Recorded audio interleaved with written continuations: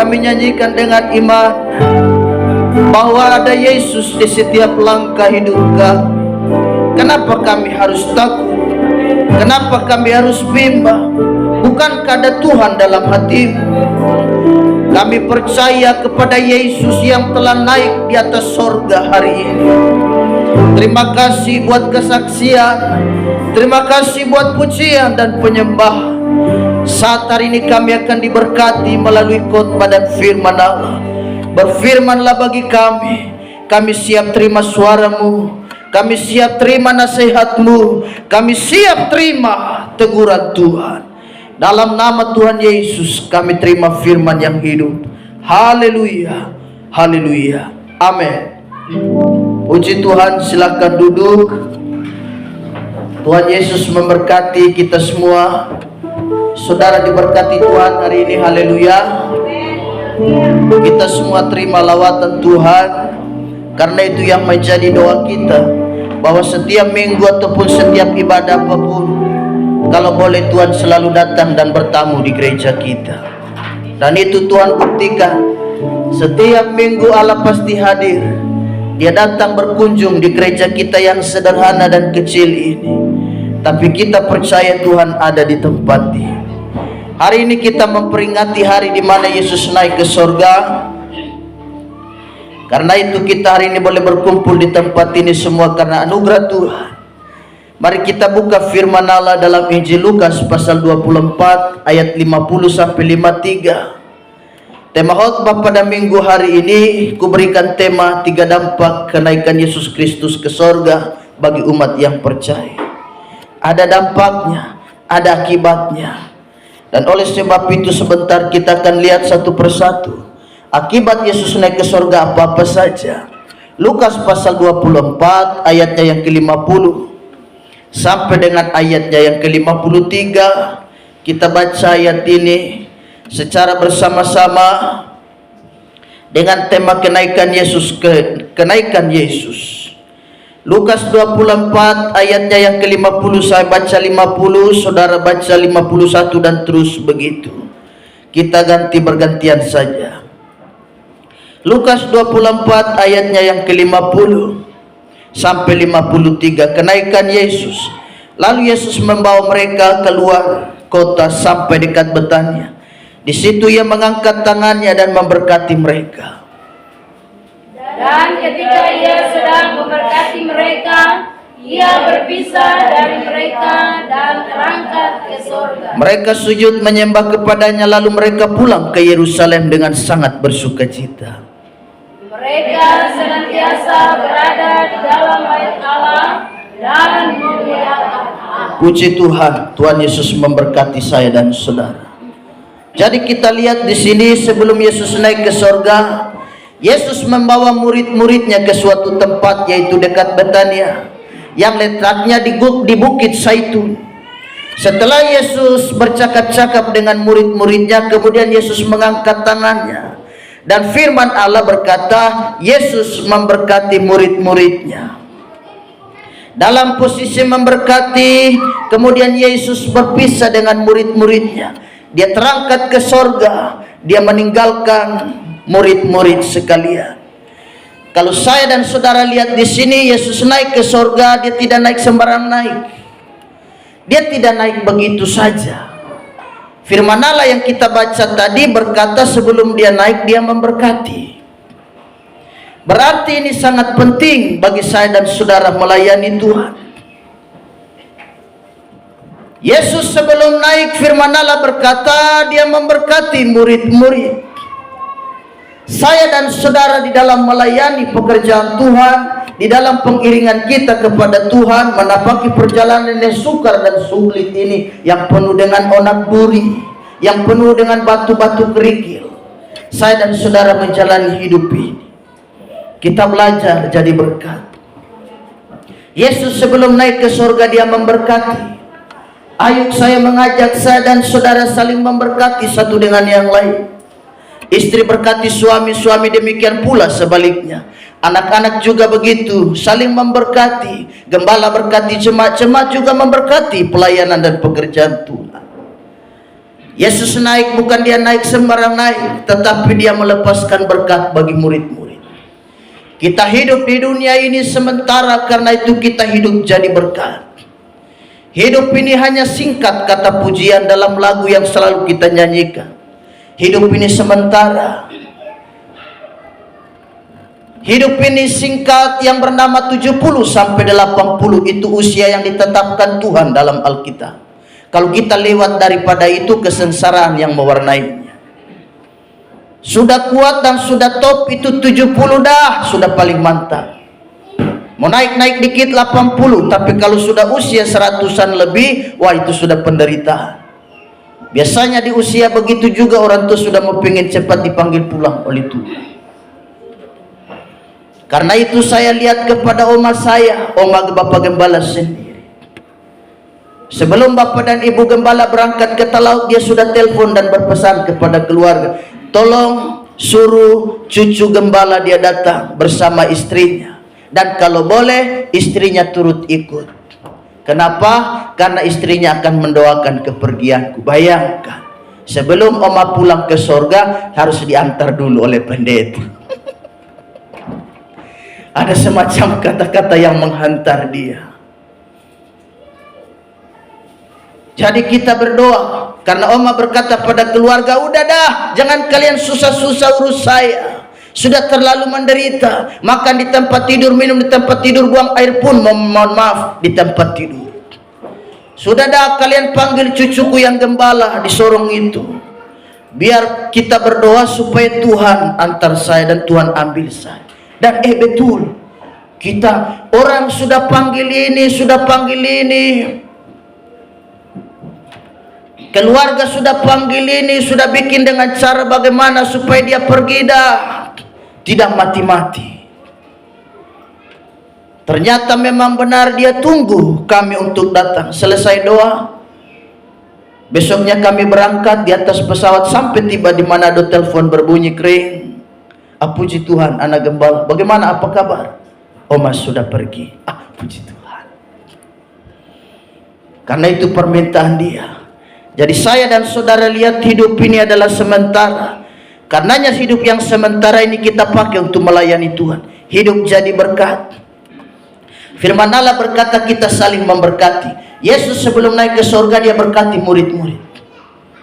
Kita belajar hidup jadi berkat. Berkati anak-anak kita, jangan lepaskan kutuk bagi mereka. Jangan kita caci maki mereka, kita intimidasi mereka, dan kita keluarkan kata-kata yang tidak pantas bagi mereka. Sekiranya itu ada saudara hadir pada pagi hari dan sempat mengeluarkan itu, kita berdoa, kita putuskan itu. Jadi setelah Yesus memberkati murid-muridnya, lalu firman Allah berkata, dia terangkat ke sorga.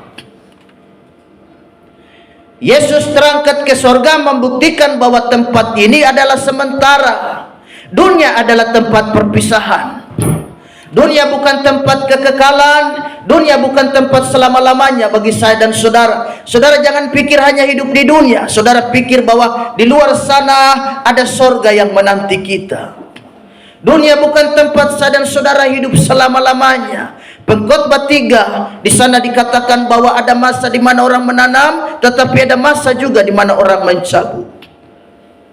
Ada masa di mana orang dilahirkan, tetapi ada masa di mana orang juga akan meninggal. Ada masa di mana orang membangun, tetapi ada masa di mana juga orang merobohkan dan meruntuhkannya. Ada masa di mana kita akan berpisah. Yesus meninggalkan murid-murid pertanda bahwa dunia bukan tempat yang kekal. Hidup ini bicara tentang perpisahan. Ada perpisahan. Dunia adalah tempat perpisahan saya dan saudara. Kita bersyukur karena Yesus naik ke sorga. Dia siapkan tempat yang tidak ada habis-habisnya, tidak ada ujungnya. Hidup di sorga adalah hidup yang kekal. Jadi saya dan saudara tinggal di dunia ini adalah hidup yang sementara. Karena Yesus berpisah kan bersama dengan murid-muridnya. Ngapain Yesus tinggal di dunia selama-lamanya? Dunia ini tempat sementara. Dia punya tempat yang kekal. Dia harus pulang kembali ke sana. Karenanya Yesus berkata, di mana aku berada, kamu pun berada. Aku akan siapkan tempat bagimu. Tempat ini sementara. Banyak orang tidak pikir sorga, banyak orang tidak pikir Tuhan. Yang dia pikir dunia saja, yang dia pikir tempat ini saja. Dia pikirin dia selama-lamanya tinggal di sini. Tempat ini berisi dengan segala sesuatu yang kacau. Tempat ini berisi dengan segala sesuatu bersifat dengan hal-hal yang merusak dunia. Kita lihat begal di mana-mana, kita lihat sakit penyakit di mana-mana. Air mata menjadi warna kehidupan ini. Inilah dunia. Tetapi di sorga air mata dihapus. Di sorga kita tidak rasakan tantangan, kita senang-senang selalu. Kita alami Tuhan di sorga, tempat yang kekal, tempat senang selamanya. Orang tua kita, anak-anak kita sudah pergi mendahului kita pulang ke sorga. Oh, puji Tuhan untuk itu. Hati secara manusia sedih, tapi mereka senang telah berada dengan Tuhan. Itu perpisahan. Adakah saudara kehilangan keluarga? Membuktikan dunia ini adalah tempat perpisahan. Kami juga kehilangan anak kami. Jadi anak ini bagi kami dia bukan tinggal dengan kami selama-lamanya. Ada saat dimana Tuhan bawa pulang dia. Jadi karenanya saya dan saudara tidak usah bersedih. Kalau Tuhan yang bawa berarti di mereka mendapat tempat yang luar biasa. Saya dan saudara yang masih bergumul di bumi, saya dan saudara masih berjuang dengan kesetiaan kita selama berada di muka bumi. Dunia ini tempat sementara. Karena itu kita pikir sorga, cari Tuhan. Saya dan saudara makin giat melayani Tuhan. Mereka begitu luar biasa. Firman Allah berkata, waktu Yesus naik ke sorga, murid-murid tidak bersedih. Mereka malah bersuka cita. Kenapa? Karena mereka sadar bahwa Allah menjanjikan si yang namanya penghibur, pribadi yang lain yang bernama Roh Penghibur, yaitu Roh Kudus. Ada janji berkat yang Allah berikan kepada mereka. Ada dua janji yang Yesus berikan kepada mereka. Yesus tinggalkan murid-murid menyediakan tempat. Itu yang dikatakan dalam Yohanes pasal 14. Aku ke sana untuk siapkan tempat bagimu.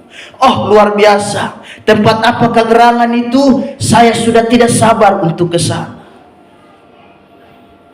Yesus berkata, tenang, aku ke sana untuk siapkan tempat bagimu. Oh, betapa luar biasa tempat yang disiapkan Yesus, rumah yang dibangun Yesus untuk saya dan saudara. Kita lihat artis punya rumah megah, bupati punya rumah megah, gubernur punya rumah kediaman. Wah, megah luar biasa. Kita geleng-geleng kepala, kita mau masuk pun tidak sembarangan karena ada protokoler dan ada semacam security di situ. Kita masuk pun bertanya, kau mau kemana? Sama masuk sudah janjian? Belum, Pak. Pindah. Bayangkan, kita juga dari jalan melihat kediaman Bapak Bupati terenganga, betapa megah dan indah. Itu saja buatan tangan manusia. Tetapi rumah saya dan saudara ini buatan tangan Allah, tangan yang tidak pernah mengenal lelah, tangan yang tidak pernah mengenal capek. Jadi sudah kita bayangkan kan bagaimana indahnya rumah itu. Betapa megah dan luar biasanya rumah itu. Itulah rumah saya dan saudara. Karenanya saudara pikir rumah itu, jangan saudara pikir rumah di bumi ini. Kita pikir rumah di bumi ini kita stres. Bapak Gembala dan Ibu Gembala kalau lihat rumah di bumi ini stres. Kita lihat rumah masih telanjang, artinya belum diplester. Kalau hujan dia air turun bocor-bocor masuk dalam kamar, kita stres. Kita memikirkan rumah di bumi ini, rumah yang tidak pernah selesai-selesai. Kapan ya Tuhan selesai? Aku rindu rumah ini supaya cepat selesai. Tetapi rumah kita di sorga Allah siapkan yang terbaik. Karena itu saudara berjuang begitu rupa, melayani begitu rupa. Rumahmu ada, mahkotamu ada. Oh, sungguh indah. Tidak sia-sia kau melayani Tuhan. Karena itu saya dan saudara mari kita setia melayani Tuhan. Ada 3 dampak kenaikan Yesus. Yang pertama, sukacita itu yang dialami murid. Ini dampak yang pertama. Lukas 24 ayat 52 di sana berkata, mereka sujud menyembah kepadanya. Lalu mereka pulang ke Yerusalem dengan sangat bersukacita. Dikatakan lalu mereka pulang ke Yerusalem dengan sangat bersukacita. Kenaikan Yesus ke sorga bukan membuat murid-murid sedih, melainkan mereka bersuka cita. Karena ada jaminan keselamatan, aku nanti akan kembali membawamu, sebab ke tempat di mana aku berada, kamu pun akan berada di situ. Dampak kenaikan Yesus Kristus yang pertama ada sukacita. Masihkah saudara bersuka cita? Masihkah saudara bergairah mengiring Tuhan, melayani Tuhan? Atau saudara sudah patah bagaikan burung yang patah sayapnya sebelah? Dampak dari kenaikan Yesus Kristus pada pagi hari ini membuat kau sukacita. Aku tahu kau wajahmu cembetut, seperti kau sehabis minum cuka 1 botol, sehingga muka asam-asam. Tidak ada sukacita untuk ke gereja, tidak ada sukacita. Tinggal mama paksa-paksa, ayuna mandina. Sayang kau tidak sayang mama gembala kah? Kau cari Tuhan hanya karena lihat manusia. Kau tidak lihat Tuhan yang besar. Masih ada sukacita itu dalam hatimu? Dampak yang pertama kenaikan Yesus Kristus, dia buat sukacita. Saya dan saudara kenapa bersedih?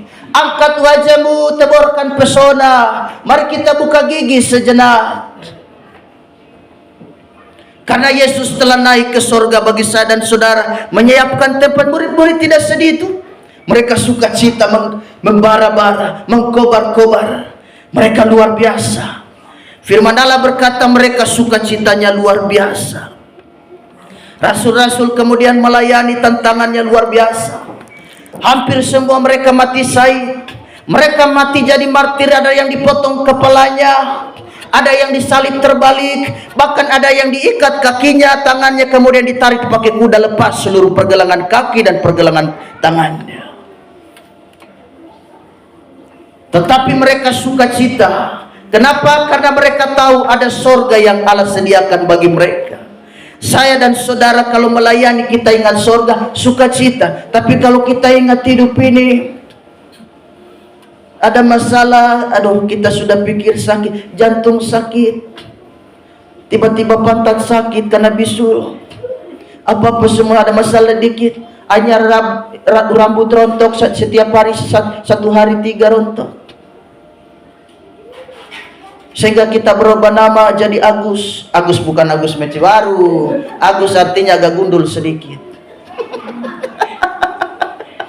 Haleluya. Lalu berubah nama lagi karena rambut sudah mulai habis. Kita berubah nama menjadi Gunawan. Gunawan artinya gundul tapi menawan. Kenapa? Karena saya dan saudara sedih. Tapi coba kalau kita sukacita, ada masalah kita tetap sukacita. Ada pergumulan, kita sudah dengar kesaksian dari Ibu Mima dan Ibu Evita, luar biasa, mengalami pertolongan. Saya percaya saudara juga mengalami pertolongan Tuhan. Cuma waktunya aja yang mungkin saudara belum bersaksi kan. Coba sekali-sekalilah supaya ke saudara bersaksi. Ibu Sinta maju, kemudian Lince maju. Kita bersaksi untuk kebaikan Tuhan. Jadi saya dan saudara mari. Yang pertama, saya dan saudara kita lihat di sini dampak yang pertama ada sukacita. Yesus naik, murid-murid senang sekali. Mereka tidak sedih. Mereka bersukacita karena Yesus kesana untuk siapkan tempat bagi mereka. Yohanes 14 ayat 17, itu roh kebenaran. Dunia tidak dapat menerima dia, sebab dunia tidak melihat dia dan tidak mengenal dia. Tetapi kamu mengenal dia, sebab ia menyertai kamu dan akan diam di dalam kamu. Aku tidak akan meninggalkan kamu sebagai yatim piatu. Aku datang kembali padamu.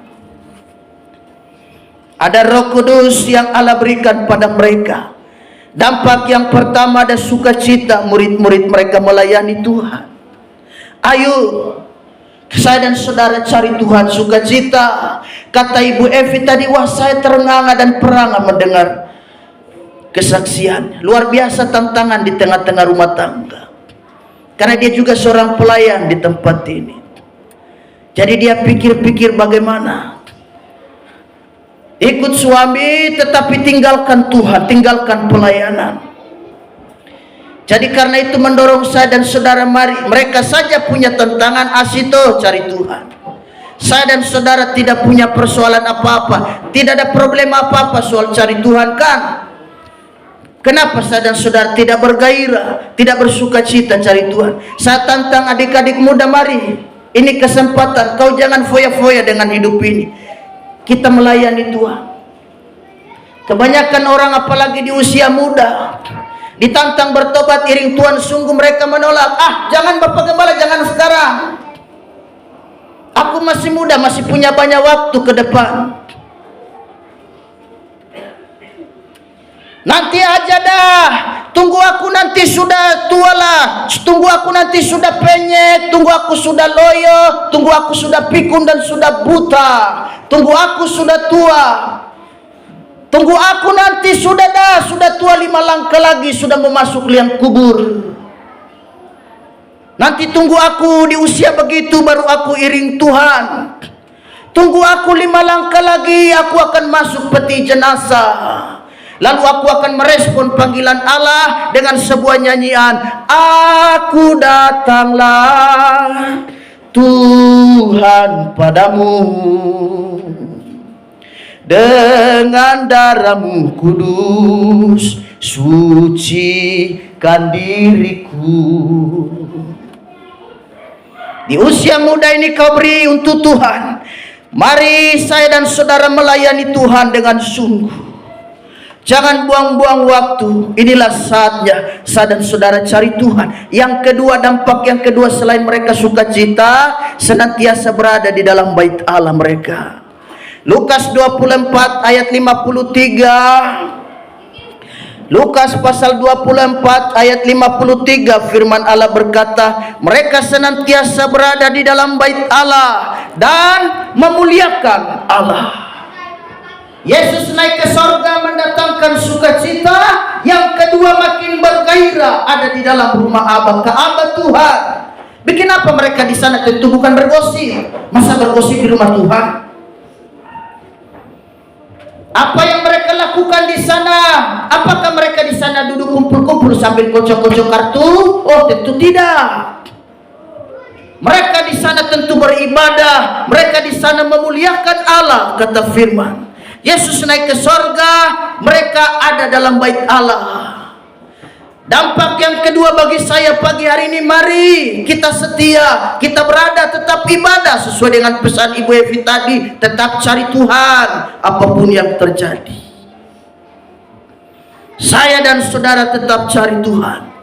Jangan kecewa dengan Allah. Kau kecewa dengan manusia biasa, kau kecewa dengan majelis biasa, asal kau jangan kecewa dengan Yesus Kristus.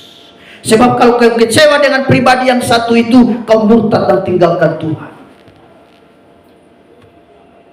Adakah kau saudara pernah kecewa dengan Bapak Gembala atau Ibu Gembala?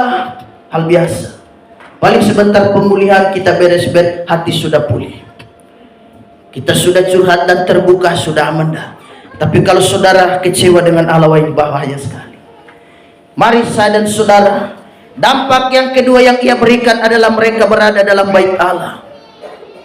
Saya dan saudara tetap berada dalam bait Allah. Apapun yang terjadi tetap setia ibadah, tetap setia cari Tuhan. Yesus harga mati bagi saya dan saudara. Satu kali ada seorang ibu, dia kecewa dan dia berkata sama pendeta, Bapak Pendeta, ini hari terakhir mungkin bagi saya ibadah di tempat ini. Bapak Pendeta berkata, oh ya, emangnya kenapa? Saya kecewa sebab saya lihat orang-orang yang ada di dalam gereja semua tidak bertobat. Dengar firman tidak fokus, dengar firman ada yang main game, bahkan ada yang hidupnya tidak berubah. Mereka semua penipu, mereka semua pengecut, mereka semua pembohong. Mereka bisa menipu orang di luar sana tapi hadir di dalam ibadah. Saya kecewa dengan orang-orang yang ada di gereja. Saya tidak akan beribadah lagi. Ini hari terakhir bagi saya. Mohon maaf ya Bapak Pendeta. Oke, Bapak Pendeta bilang oke, baik. Kalau ini memang hari terakhir kau sembahyang, bisa tidak saya minta tolong? Oh, bisa saja Bapak Gembala, karena ini hari terakhir. Apa yang hendak Bapak Gembala mau minta tolong sama aku? Saya minta tolong kepadamu Ibu, kau ambil gelas dan isi air. Setelah gelas diisi air, kau tolong putar keliling 3 kali gereja kita ini. Oke, itu mah gampang aja. Jangan biarkan setetes pun air keluar tumpah dari gelas itu. Usahakan airnya utuh. Itu mah gampang, kata ibu ini kepada sang pendeta. Maka diambilnya gelas, diisi dengan air. Dia pegang gelas itu, haleluya. Lalu dia menuruti seperti kata sang pendeta. Dia putar keliling gereja 3 kali. Setelah sudah 3 kali, pendeta bertanya, bagaimana airnya, ada yang tumpah? Tidak ada, itu mah gampang saja. Sekarang aku tanya padamu, kenapa airnya tidak tumpah? Dia berkata, karena saya fokus pada gelas dan air ini, karena tidak tumpah. Kalau kau fokus pada Yesus, kau tidak akan kecewa.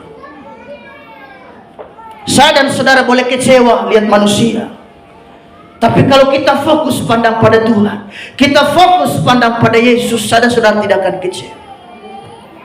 Saudara mau lihat manusia, mau lihat mama mantu, bapak mantu, haleluya, mau lihat suami saudara bisa sakit dan terluka, sehingga kau dengan gampang berkata, aku lepaskan Tuhan aja lah, aku ikut si suami yang tidak tahu gereja dan tidak bertobat ini.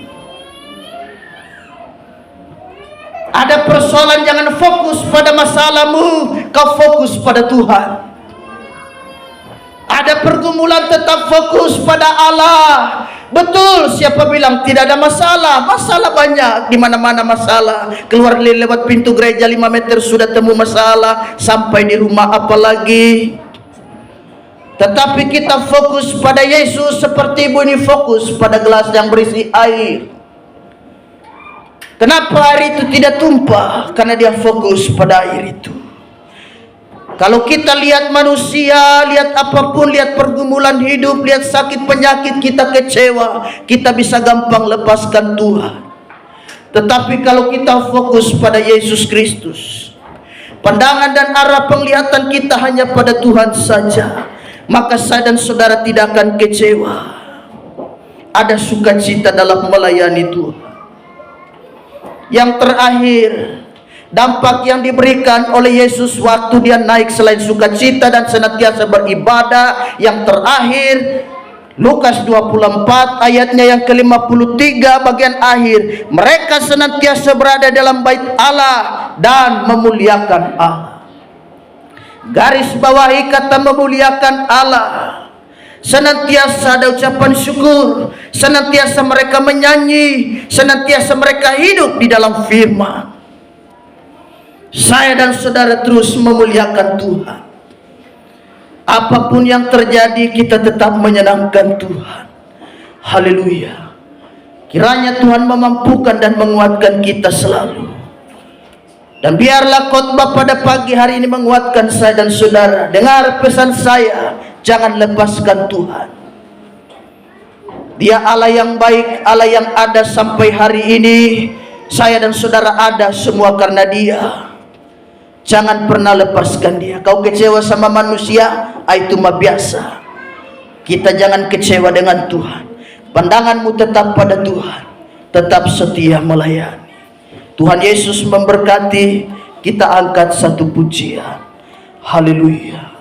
Sering ku tak melihat, sering ku tak mengerti jalan-jalanmu Tuhan, bagai belantara yang gelap. Tanpa seribu tanya, namun tetap percaya, jejak Tuhan sungguh sempurna. Memahami semua yang kau ingini, agar hidupku puaskan hatimu. Bagimu aku rela sepenuh hati berhamba, serahkan diri genapi karyamu. Bersyukur buat firman, kuatkan dan mampukan kami supaya kami hidup sesuai firman. Jika hari-hari ini kami kecewa karena kami lihat manusia, hari ini kami percaya firman-Mu menguatkan kami. Arah pandangan kami terpandang dan tertuju kepada Yesus yang telah naik ke sorga. Yesus memberkati kami. Yesus memberikan sukacita itu. Hari ini kami datang dengan berbagai pergumulan, tapi sukacita Allah telah Engkau berikan bagi kami hari ini.